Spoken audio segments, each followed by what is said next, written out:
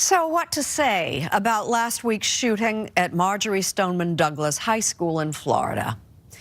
We've asked for the views of senior David Hogg, who heads the student TV station there, after which you'll hear from Faith Saley. I was in my environmental science class when the first gunshot echoed through the hallways. We never had an active shooter drill at my school, and though we did talk about what to do in this type of situation, nothing could have prepared us for this. Politicians, and more importantly, the American public, must take action if we're going to prevent the next shooting. To elected officials, I say this: don't lie to us. Don't make any more false promises, because when you do, children die.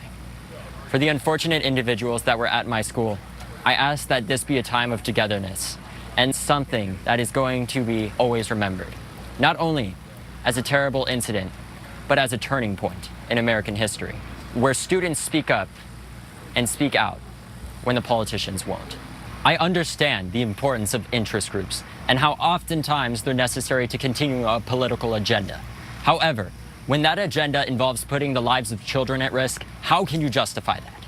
I support the Second Amendment, but for God's sake, how can we knowingly pass bills and laws that are in direct opposition to saving kids' lives? Sandy Hook, the Pulse nightclub shooting, and Vegas, just to name a few.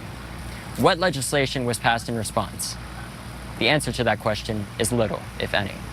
This President's Day, I think it's important that we come together as a nation and see each other's viewpoints and respect each other as fellow Americans.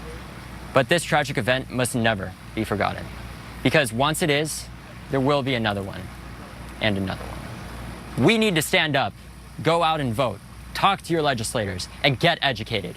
Be persistent, because these interest groups and these politicians will not listen if we don't speak up. So as American citizens, unite and stand up in the face of division, not for any political agenda, but for the lives of millions of school children.